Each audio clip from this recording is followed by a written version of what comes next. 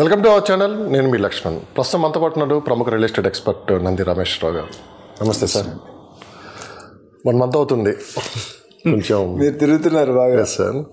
So 2024 real ఎస్టేట్కి అయితే అంత అనుకూలంగా అయితే లేదు. సో కొత్త సంవత్సరం వస్తుంది 2025. సో మార్కెట్లో ఇక నుంచి ఏమైనా మార్పులు కనపడే అవకాశం ఉందా? ఎందుకంటే ఈ 2024లోనే గత 2 నెలల నుంచి మనకి గమనించామంటే కాస్త మార్కెట్ పుంజుకుందని చెప్పి ట్రేడ్ వర్గాలు చెప్తున్నాయి. సో 2024 ఎలా జరిగింది రియల్ ఎస్టేట్, 2025లో ఏం జరగబోతుందంటే మీరు ఏం చెప్తారు? ఇది చాలా 10 గంటలు మాట్లాడచ్చు. దీన్ని ఒక 5 నిమిషాల్లో మాట్లాడుంటే ఎట్లా కుదించారు, కష్టం. పాయింట్లన్నీ కట్టాలి అనుకున్న 2023 అక్టోబర్ నవంబర్ వరకు బాగా జరిగినాయి. కేసీఆర్ గారి హయాంలో మేబీ ఎలక్షన్ కూడా వచ్చిన దాకా అనొచ్చు. అది ఎలక్షన్ కూడా 1 నెలలో వస్తుంది అనగా. దాని తర్వాత పరిణామాలు అంత సుముఖంగా లేవు.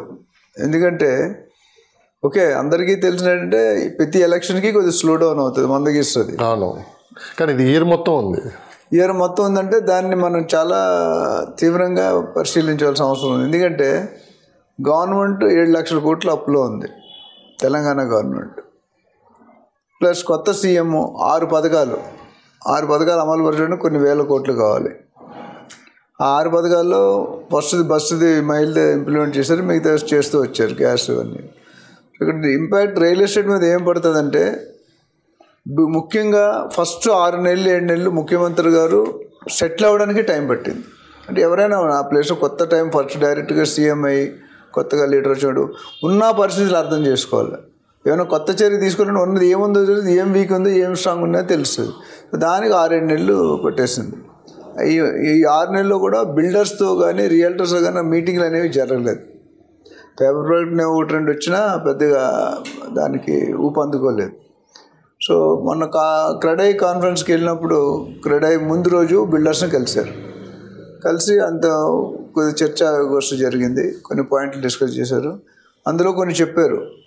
ఈ ప్రాబ్లమ్స్ ఏంటంటే బేసిక్గా అప్రూవల్స్ అవ్వట్లేదు, ఫైల్ ప్రాసెస్ అవ్వట్లేదు, చాలా టైం పడుతుంది అన్నారు. అంటే ఆయన ఏమన్నంటే ఇఫ్ రిక్వైర్డ్ మీరు నాకు ఒక ప్రపోజల్ పంపించండి, ఒక ఐఏఎస్ ఆఫీసర్ చీఫ్ సెక్రటరీ లెవెల్లో మీకు సపరేట్ డిపార్ట్మెంట్ పెట్టి మీకు మీ దగ్గరికే మా ఆఫీసర్లు వచ్చేటట్టు ప్లాన్ చేస్తాను. సో దట్ మీ టైం వేస్ట్. అది చాలా మంచి స్టెప్. ఎంతవరకు జరిగిందంటే we have to wait and watch.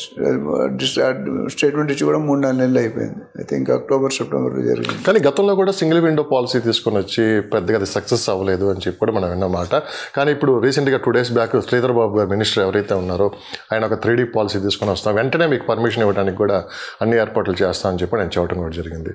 So ఇది ఎంతవరకు సక్సెస్ అయింది అంటారు? అంటే వీళ్ళు చెప్పడం వరకు బాగుంది, కానీ ఆచరణలోకి వచ్చేళ్ళకి మటుకు ఇది అంతగా పెద్దగా అమలు అవ్వట్లేదని చెప్పి వినిపిస్తుంది. గవర్నమెంట్ అనేది పెద్ద ఓషన్ అండి, lakhs crores ఆఫ్ పీపుల్ ఉంటారు. సో గవర్నమెంట్ సర్వైవ్ అవ్వడానికి కొన్ని చెప్తారు, కొన్ని నిజంగా చేయాలనుకుంటారు, కానీ ఉన్న సిచ్యువేషన్ కోఆపరేట్ చేయవు, సహకరించవు. సో దీని ముందు చెప్పే ముందు ఇందాక ఒక క్వశ్చన్ విషయం 2024లో ఎలాగుందని అడిగినప్పుడు అది ఒకటి అయితే దాని తర్వాత హైడ్రా అనేది ఎఫెక్ట్ వచ్చింది 24లోనే. హైడ్రా ఆల్రెడీ కుంటున్నట్టుగా ఉంది అది, ఇది రియల్ ఎస్టేట్. దాంతో హైడ్రా వచ్చాక మొత్తం ఫుల్ ఫిజికల్లీ హ్యాండిక్యాప్డ్ అయిపోయింది. సో దానివల్ల అవ్వాల్సిన బిజినెస్ కూడా ఏదైతే జనరల్ ఎలక్షన్ అయితే 3-4 నెలల తర్వాత రైజ్ అవుతుంది. ఆ రైజ్ అయ్యే టైంలో హైడ్రాని దించారు. కానీ నిజం ఒక మాట్లాడండి సార్, చాలామంది ఏంటంటే హైడ్రా వల్లే మార్కెట్ పడిపోయిందని చెప్పి పెద్ద ఎత్తున మాట్లాడుతున్నారు. గ్రౌండ్ లెవెల్లో వాస్తవంగా హైడ్రా ఎఫెక్ట్ అనేది రియల్ ఎస్టేట్ మీద ఎంత పర్సెంటేజ్ చూపించిందని మీరు ఏం చెప్తారు? డెఫినెట్గా ఇంపాక్ట్ అయితే ఉందండి, లేదని చెప్పలేను. బట్ అంటే కంప్లీట్గా ఏం చెప్తున్నారంటే బయట హైడ్రా వల్లే అసలు మార్కెట్ పడిపోయిందంత హైప్ అయితే తీసుకొని వచ్చారు, కేవలం హైడ్రా మీద మొత్తం నెట్టేసి మాట్లాడటం కూడా జరుగుతుంది బయట. అంటే రాజకీయ వ్యూహాలు ఎట్లా ఉంటాయని మనం ఓపెన్ ఫోరంలో డిస్కస్ చేయలేమండి. హైడ్రా వల్ల రియల్ ఎస్టేట్ పడింది అనేది కొంతవరకు వాస్తవం, 100% వాస్తవం కాదు. అంటే మీరు చెప్పేది ఏంటి, పబ్లిక్ ఎవరైతే మీరు అంటున్నారు సో కాల్డ్ పీపుల్ అన్ని ప్రాపర్టీలు పర్మిషన్లు FTAలో ఉన్నాయా, బఫర్ జోన్లో ఉన్నాయా, మొత్తం ఏ తెలంగాణ అంతా చెరువులే ఉన్నాయా? కాదు కదా. సో ఎవరైనా చెప్పేటప్పుడు కొద్దిగా థింక్ చేయాలి. ఒక ఛాన్స్ ఉంది కదా అని ఏది పడితే అది మాట్లాడకూడదు.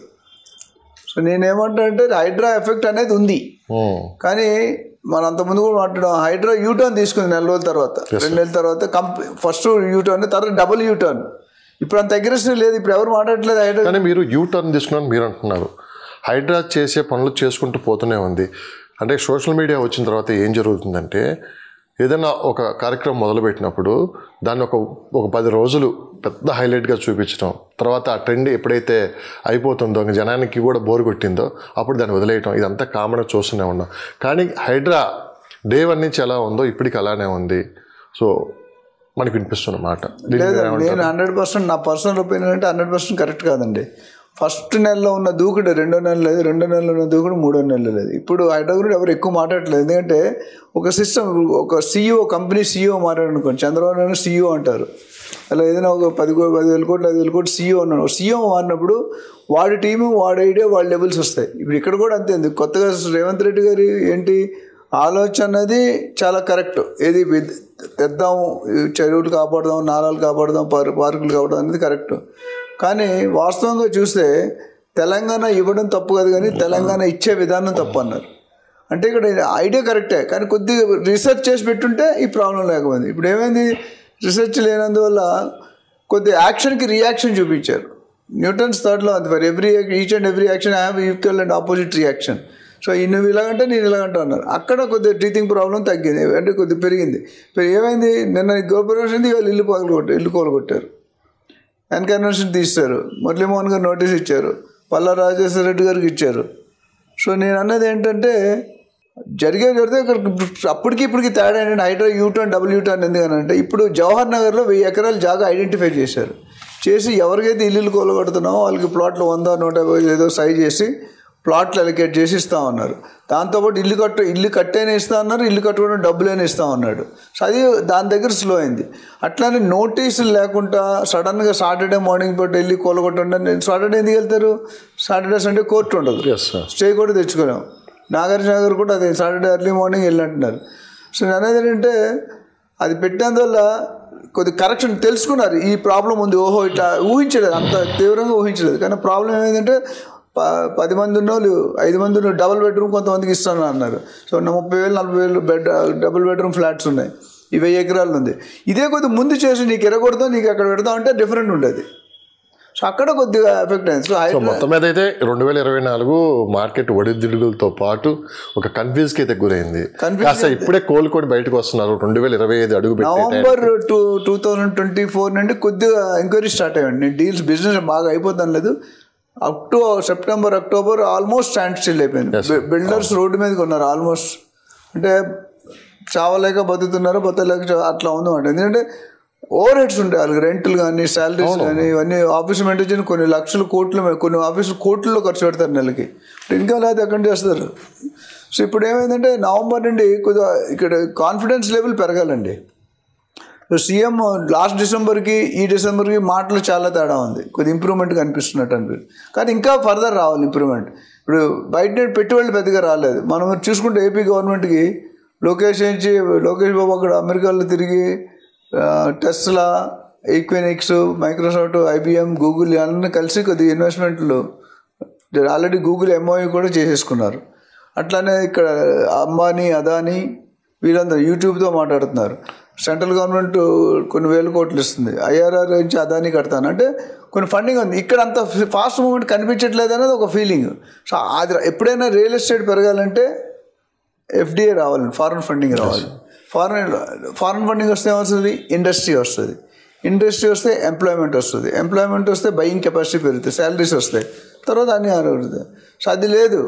అది లేకుండా ఇప్పుడు ఏమైంది, తెలంగాణలో అంత కనిపించలేదు. ఫస్ట్ వీళ్ళు సెటిల్ అవ్వడానికి టైం పట్టింది. ఇప్పుడు మన ఫాక్స్కాన్ కొంగరకెళ్ళలో అది కొద్దిగా బాగా ఎస్టాబ్లిష్ అవుతుంది, కొన్ని 2 lakhs అంత ఎంప్లాయ్మెంట్ వస్తుంది అంటున్నారు. అది మంచిదే, కొన్ని 1000 కోట్లు పెట్టుబడి వస్తుంది. అట్లాంటివి ఇంకెన్నో జరగాలి.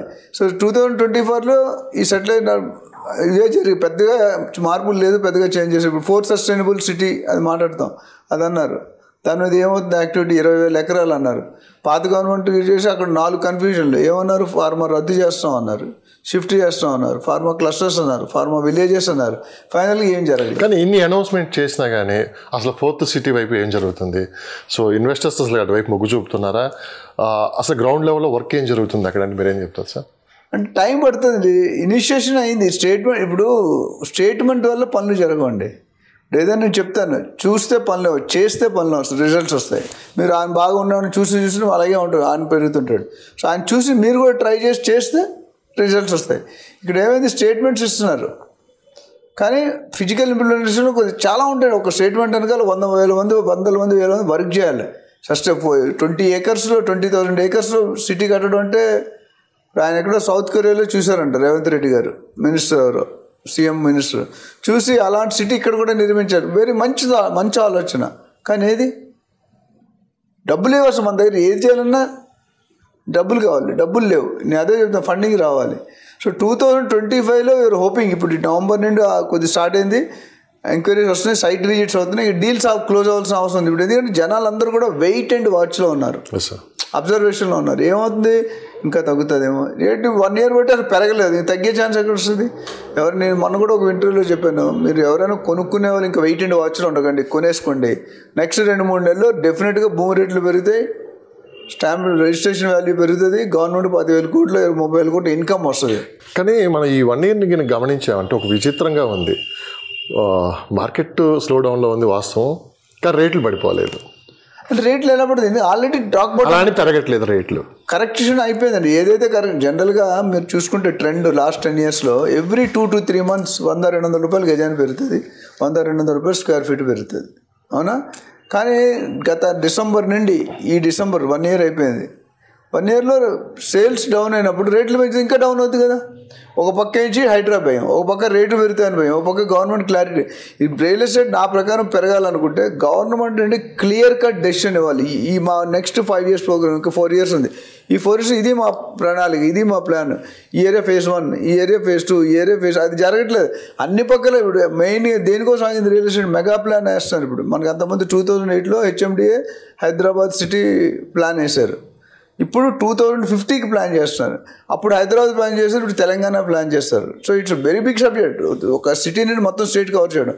ఇప్పుడు ఏమైందంటే ఆ ప్లాన్ వర్కౌట్ అవడానికి చాలా condition, latest technology, latest landscaping, latest designs, latest facilities, IGBC buildings, ఇవన్నీ రావాలి. అన్నీ రావాలంటే అంత ఈజీగా కాదు. సో వారికి సంబంధిత అధికారులు వర్క్ చేస్తున్నారు. ఆ ప్రణాళిక రెడీ అయితే కొద్దిగా క్లారిటీ లేదు ఇప్పుడు కూడా. మెట్రో ఎక్స్పాన్షన్ అంటారు, RRR కన్స్ట్రక్షన్ అంటారు, తర్వాత ఇండస్ట్రీ జోన్ అంటారు, తర్వాత AI యూనివర్సిటీ అంటారు, స్కిల్డ్ యూనివర్సిటీ, ఆనంద్ మహేంద్ర గారు చైర్మన్ అంటారు, sports city, international cricket stadium, golf course, ఒకటి కాదు కదా అన్నీ. సో ఇన్ని అట్లా అంటే చాలా. ఇప్పుడు హైదరాబాద్ వర్షాలు పడితే ఇప్పుడు ఏమవుతుందండి, రోడ్లు బంజారీలు జూలు suppose to be costliest area of AP and Telangana. కానీ ఈరోజు ఏమవుతుంది, వర్షం పడితే కార్లు బైకులు ములుగుతున్నాయి, మనుషులు కూడా ములుగుతున్నారు. మొన్నైతే కార్లు కొట్టుకుపోయినాయి. సో ఇప్పుడు ఈ 4th సస్టైనబుల్ సిటీ ఏదైతే ఉందో దీనికి భిన్నంగా ఉంటుంది. ఓకే, అంటే పొల్యూషన్ కానీ, డ్రైనేజ్ కానీ, పార్కింగ్ కానీ, ఇవన్నీ కూడా అండర్ గ్రౌండ్ అంటే బిలో గ్రౌండ్ లెవెల్లో పెట్టడానికి ట్రై చేస్తున్నారు. అది ప్లాన్.